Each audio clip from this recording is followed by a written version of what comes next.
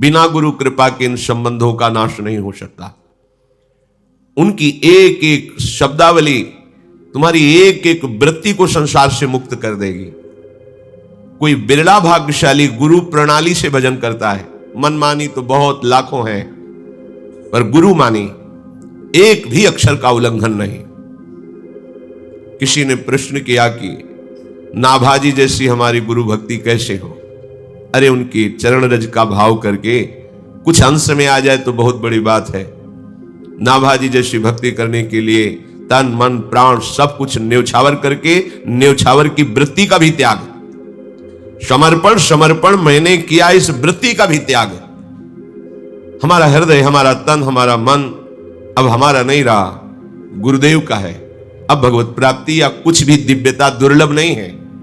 बस इस शरीर का महत्व देना, अंतःकरण का महत्व देना, बाहरी भोग सामग्री का महत्व देना, बाहरी संबंधों का महत्व देना, यही हमें भगवत साक्षात्कार नहीं होने देता। समझिए आप, यही भगवत साक्षात्कार में बाधक है।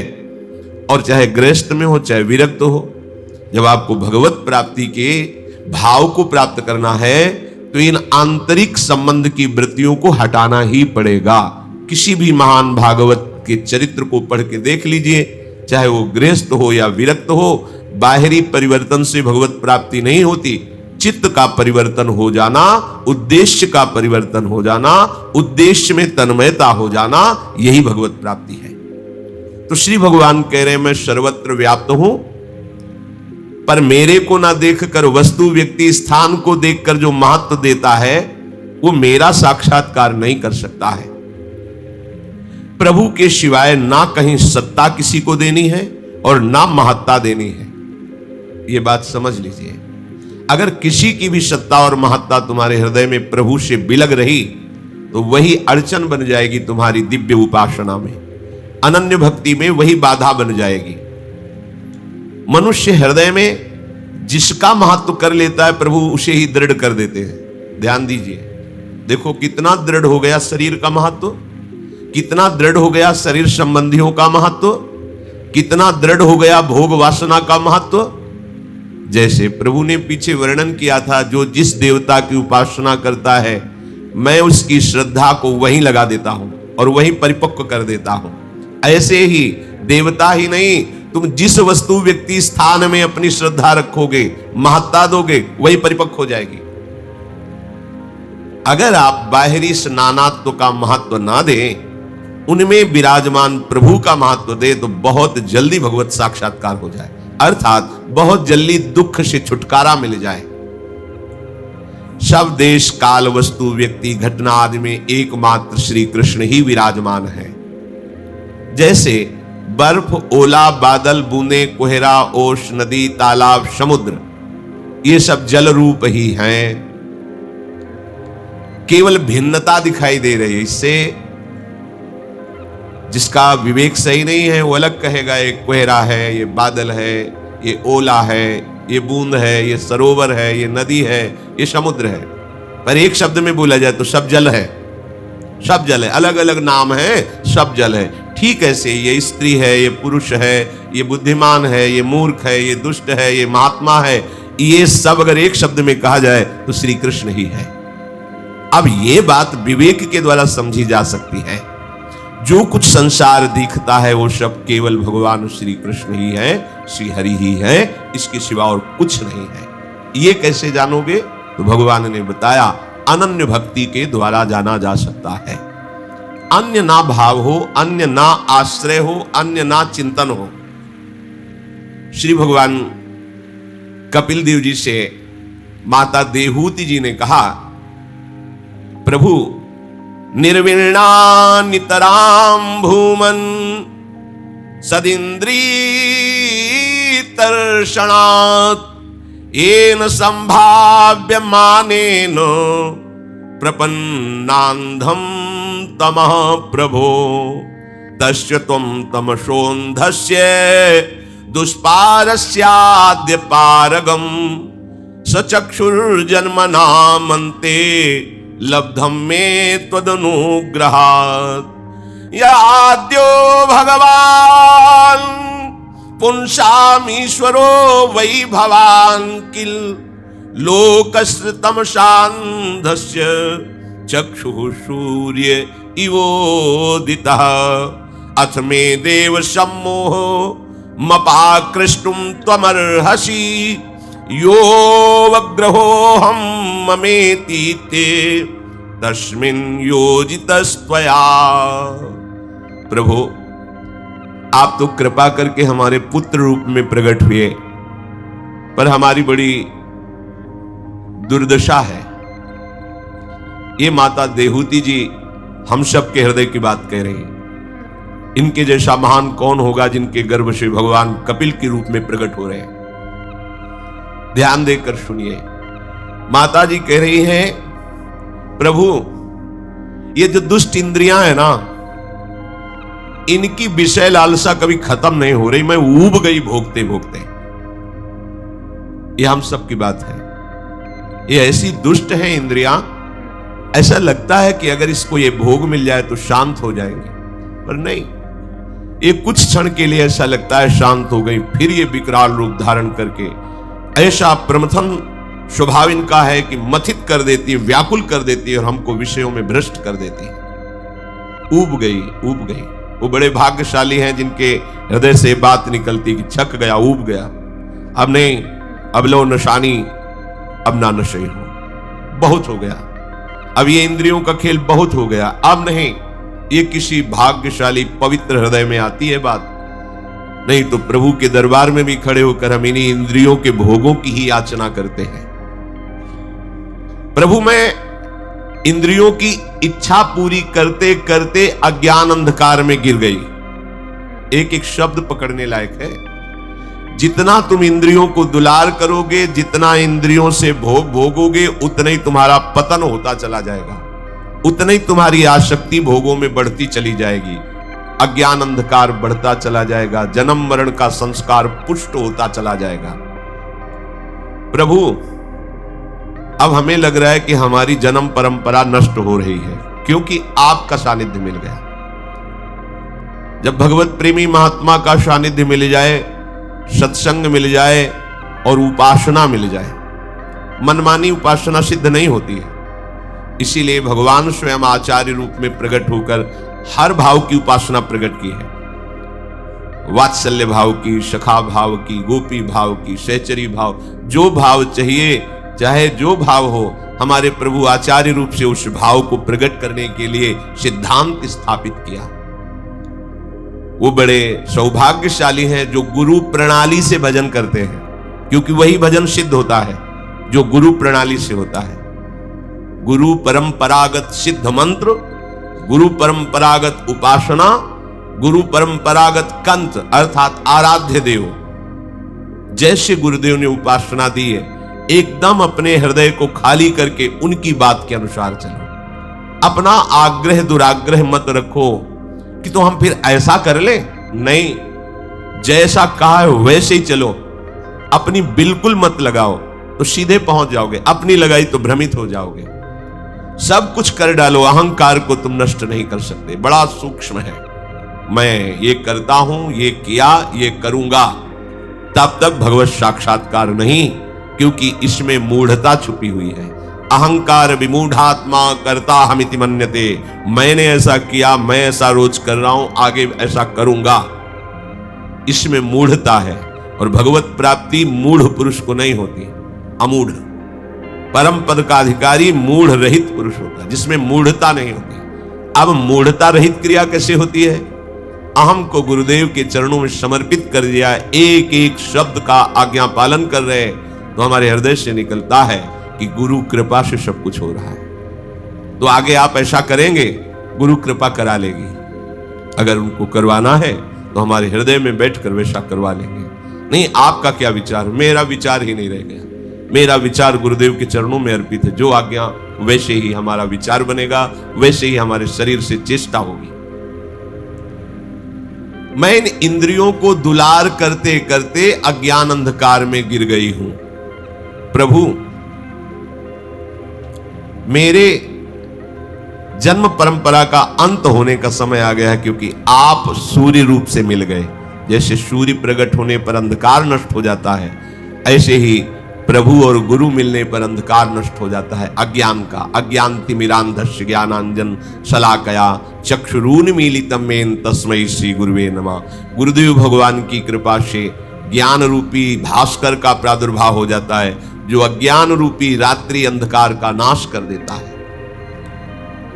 प्रभु मैं ये जान गई हूं कि आप संपूर्ण जगत के जीवों के स्वामी हैं। अज्ञान अंधकार से अंधे पुरुषों के लिए आप नेत्र रूप सूर्य की भांति उदय हुए हैं।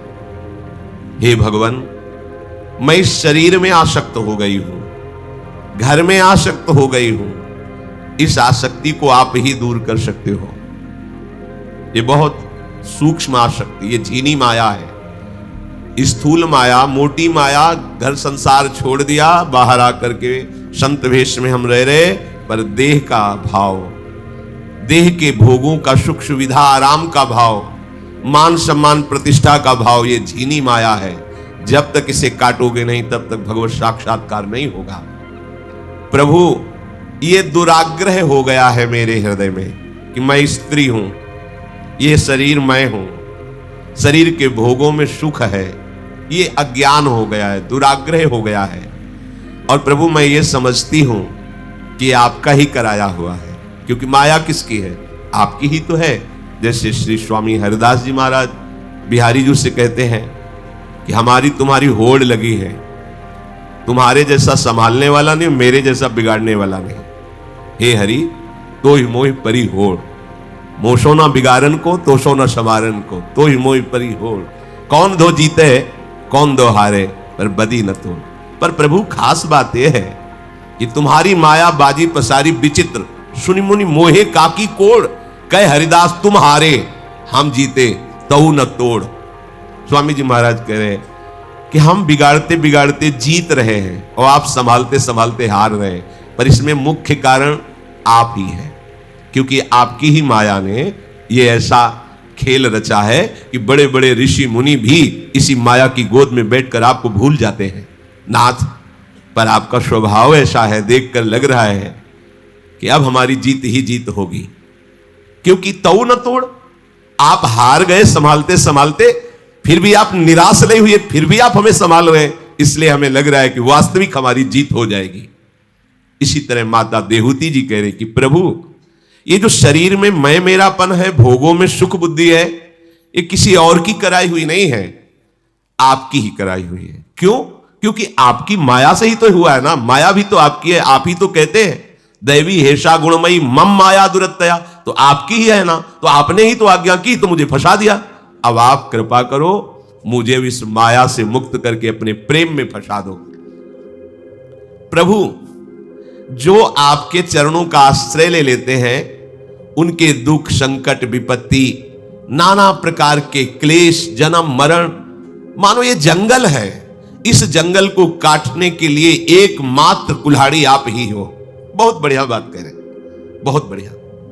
दूसरा कोई देवता या कोई ऐसा नहीं जो इस संसार चक्र का नाश कर सके, एकमात्र गोविंद श्री कृष्ण हरि, दूसरा कोई नहीं। विश्वास कर लेना, जब तिनके से लेकर ब्रह्मा तक काल के अधीन है, तो हमें कौन बचा सकता है? जिसके अधीन काल है वो तो श्री कृष्ण है। इसलिए बड़े भाग्यशाली वो हैं जिनको हरि शरणागति का मार्ग मिल गया है। नहीं तो बहुत समय आराधना करते हुए व्यतीत होता है, तब कहीं हरि शरणागति का मार्ग मिलता है। प्रभु, आप शरणागत वत्सल हैं और आप ही वास्तव में जानते हैं कि भक्ति किसे कहते हैं। आपका भागवत धर्म क्या है, ये आप ही जानते हैं। तो मैं किसी अन्य उद्देश्य से नहीं, आपको ही रिझाने के लिए आपके श्रीमुख से आपको भक्ति का स्वरूप क्या ये वर्णन करना, और मैं उसे सुनना चाहती हूं। आप ही मुझे समझाइए कि आप कैसी भक्ति से मुझे प्राप्त होते हैं। भगवान कपिल देव जी ने कहा, योग आध्यात्मिक पुंसाम मतो निःश्रेयसाय में अत्यंतो परितिर्यत्र दुःखस्य च सुखस्य च तमिमं ते प्रवक्ष्यामि यमवोचं पुनः पुरानघे ऋषिणां श्रोतु कामानां योगं सर्वागनैपुणं चेतः खल्वस्य बन्धाय मुक्तये चात्मनो मतं गुणेषु सक्तं बन्धाय रतं वा पुंसि मुक्तये। माता, इस संसार से मुक्त होने का एकमात्र उपाय है अध्यात्म मार्ग, अध्यात्म योग। इसी से आत्यंतिक कल्याण होता है, अर्थात संपूर्ण दुखों की निवृत्ति अध्यात्म योग से होती है। जहां ना लौकिक सुख है ना कोई दुख है। हे साध्वी, बड़े बड़े नारदादि ऋषियों को मैंने ही इसका उपदेश किया है और आपने सुनने की इच्छा प्रकट की। अब मैं उसे सुना रहा हूं, ध्यान से सुनिए। इस जीव के बंधन और मोक्ष का कारण मन है, मन। चेता खलवश्य बंधाय मुक्तये चात्मनो मतम। ये मन ही तुम्हारे बंधन का कारण है और मन ही तुम्हारे मोक्ष का कारण है।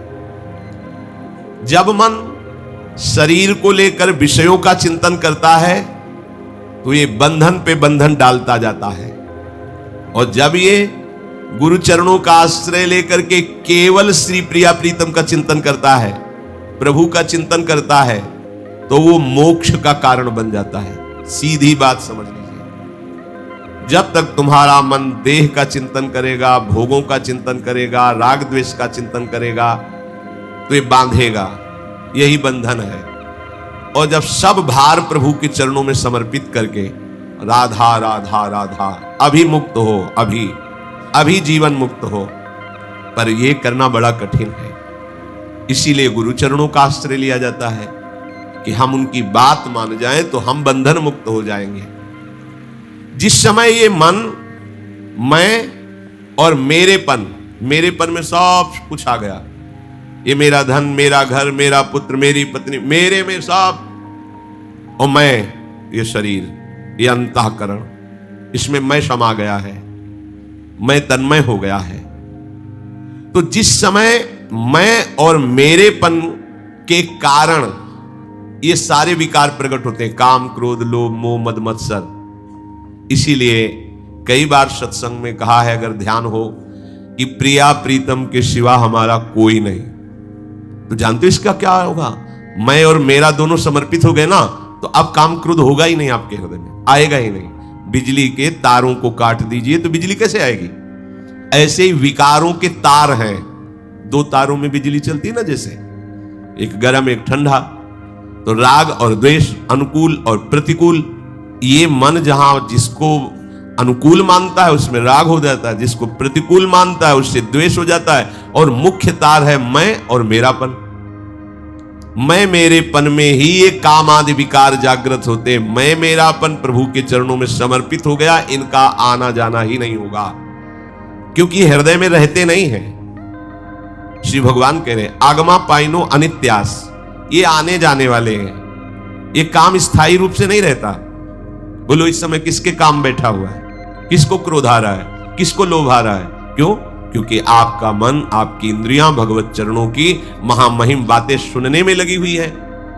जब हम शरीर और शरीर संबंधी भोगों का चिंतन कराते हैं मन से, तब ये काम, क्रोध, लोभ, मोह, मद, मत्सर आते हैं। जब कोई ये मैं मेरापन मेरे चरणों में समर्पित कर देता है तो कोई भी विकार उसे सताता नहीं, वो विकारों से मुक्त और शुद्ध हो जाता है। सीधे समझिए, यदि आपके हृदय में काम, क्रोध आदि विकार हैं तो मैं मेरापन आपका समर्पित नहीं है, अभी वाचिक शरणागति है आपकी। नहीं, हृदय जब समर्पित हो जाएगा तो समर्पित हृदय में काम, क्रोध आने की गुंजाइश ही नहीं रहती। जब मैं मेरा जगेगा तब आ जाएंगे। जैसे देवर्षि नारद जी, मैं काम विजयी, मेरा काम पर पूरा अधिकार, वो मेरे को परास्त नहीं कर पाया, बस बिजली आ गई। अब काम वेदना जागृत हो गई, अहम जागृत हो गया और बड़ी विचित्र लीला हुई। अगर काम क्रोध लोभ आ रहे हैं तो मैं मेरापन आपका समर्पित नहीं हुआ है, क्योंकि श्री भगवान के वचन है कि जिस समय मैं मेरापन समर्पित हो जाता है वो विकारों से मुक्त और शुद्ध हो जाता है। इसीलिए पूरे जीवन प्रयास रहता है कि मैं मेरापन गुरुदेव के चरणों में समर्पित हो जाए, क्योंकि भगवान के सामने रहते हुए भी हमारी मनमानी बंद नहीं हुई। काहू सो कहां जहां प्रभु नाही, पर आज तक क्या हम दबे क्या भगवान से, डरे क्या, मनमानी आचरण करते रहे। इसीलिए ये मैं मेरेपन का जब तक भाव रहता है पूर्ण शरणागति नहीं होती। पूर्ण शरणागति होते ही मैं मेरा समर्पित होते विकार उत्पन्न हो ही नहीं सकता। इस श्री भगवान के वचन है। वो विकारों से मुक्त एवं शुद्ध हो जाता है। जेव ही निर्विकार हुआ तेव ही आनंद प्रकट हुआ। सुख दुख नहीं, आनंद भगवान का स्वरूप, हृदय शीतल आनंद में। तब जीव विशुद्ध ज्ञान को प्राप्त होता है। ये सब गुरु कृपा से। कई बार ऐसा लगता था कि हम निष्काम हो गए हैं, काशी ज्ञानियों की नगरी है, हमें ज्ञान है, लेकिन जब गुरु चरणों में बैठे तो लगा कि अभी निष्कामता प्रारंभ ही नहीं हुई है। जब गुरु चरणों की महिमा से निष्कामता को समझा तब लगा कि अरे हम तो मोक्ष मार्ग को ही निष्काम समझ रहे थे, यहां तो लाल बिहारी हृदय से हृदय लगा रहे, फिर भी तबैवो श्री राधे पदरस विलासे ममना। ये तो निष्कामता, अभी तो यहां पढ़ाई ही नहीं शुरू हुई निष्कामता की, जिस चरम सीमा की वृंदावन की निष्कामता है। बस एक गुरु चरणारविंद ही हैं जो शुद्ध और विशुद्ध रस की प्राप्ति करा सकते हैं। अपने में कोई क्षमता नहीं, कोई भी चाहे जितनी डींग हाके, कुछ नहीं, कुछ नहीं, गुरु कृपा ही केवलम।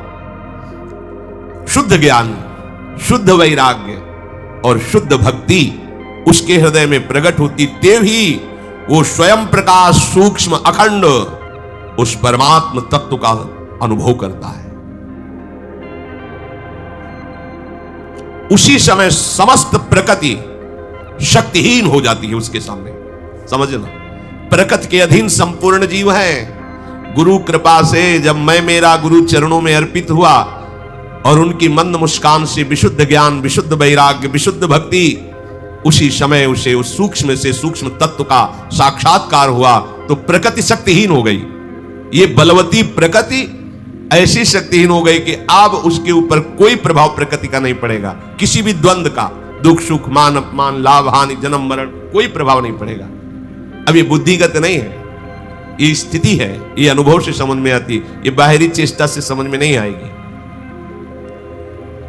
उपासकों के लिए भगवत प्राप्ति के निमित्त सर्वात्मा श्री हरि के प्रति किया हुआ ये समर्पण, यही भक्ति है, यही सर्वमंगलमय है। पर समर्पण नहीं हो पाता, बहुत कठिनता है समर्पण। समर्पण धन में हो जाएगा, भोग में हो जाएगा, भोग देने वाले व्यक्ति में हो जाएगा, स्थान में हो जाएगा, लेकिन इनका संबंध कटवा कर प्रभु की प्राप्ति करा दे, ऐसे सदगुरुदेव में समर्पण नहीं होगा। बहुत कठिन है। हाँ, ऐसा नहीं कि कोई नहीं करता, करते हैं, और जो उपासक ऐसे समर्पित है, दिन प्रतिदिन लाडली की मुस्कान उसके हृदय को शीतल करती रहती है, दिखाई देता है, चेहरे से दिखाई देता है, मस्त है। ये दर्पण है चेहरा, एक दृष्टि में पता है, हाँ ठिकाने पे है, मस्त है। उपासक जन ये समझ ले कि आसक्ति ही ये सुदृढ़ बंधन है। भोगों में आसक्ति, शरीर संबंधियों में आसक्ति, शरीर में आसक्ति, किंतु यही आसक्ति जब संत महापुरुष गुरुदेव के प्रति हो जाए तो मोक्ष का खुला हुआ द्वार बन गई।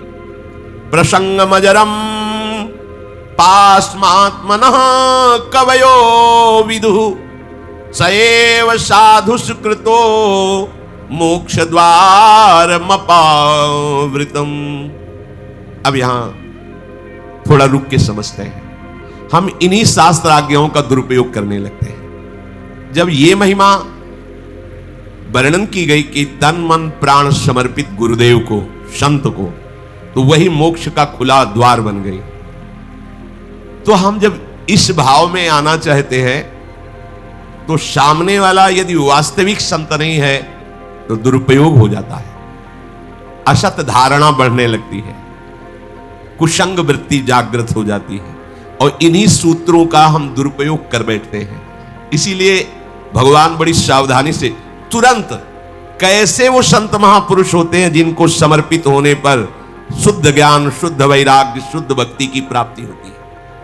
ये भगवान बोल रहे हैं। जहां बोला आत्मसमर्पण और आसक्ति संत महापुरुषों से, मोक्ष का खुला हुआ द्वार, बस प्रवेश करो, अर्थात संतों के चरणों में आसक्ति कर लो, भगवान की प्राप्ति निश्चित है। वहीं अब कैसे होने चाहिए संत जिनको हम आत्मसमर्पण करें, जिनके आत्मसमर्पण का फल है भगवत साक्षात्कार, श्री भगवान स्वयं वर्णन करते हैं। तितिक्षवः कारुणिकाः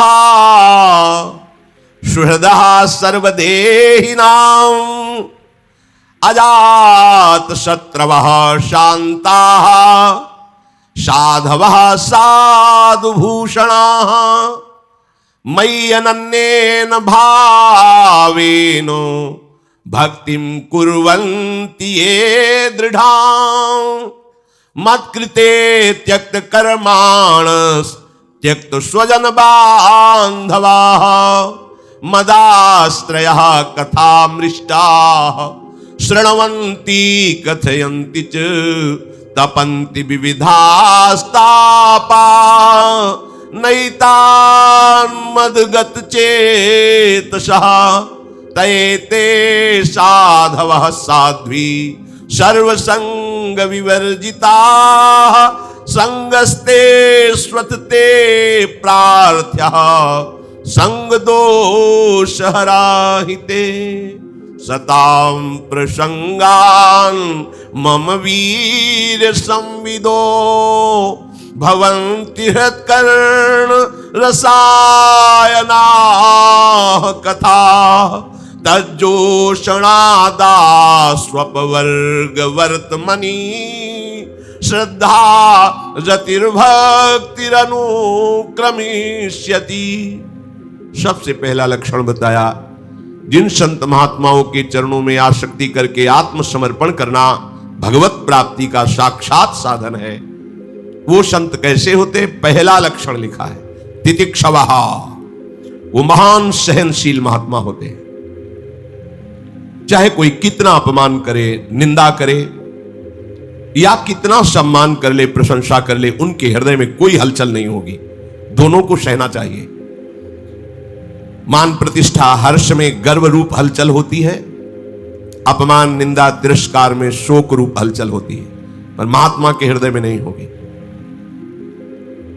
जो हृदय हृदयेश्वर प्रभु के चरणारविंद के चिंतन में निरंतर रत है, तो कोई बहुत सम्मान करे तो कोई फर्क नहीं पड़ता, अपमान करे तो कोई फर्क नहीं पड़ता। जो बहुमान करे को मेरो कि बहुमानत ना ही बढ़ाई, और जो अपमान करे को केहूं किए अपमान नहीं लगुताई। सेवक जी महाराज, यदि मान में हर्ष और गर्व हो रहा है, अपमान में शोक और दुख हो रहा है, तो साधक हो सकता है, अभी महात्मा नहीं होगा, अभी वो साधु नहीं होगा। साधु पदवी उसी के आगे लगती। तितिक्षवा, शरीर स्वस्थ है या अस्वस्थ है, परिस्थिति अनुकूल है या प्रतिकूल है, लोक निंदा है या लोक प्रशंसा है, कोई फर्क नहीं। वही गंभीर मुद्रा हर्ष में भगवत चिंतन परायण, ये साधु का पहला लक्षण है।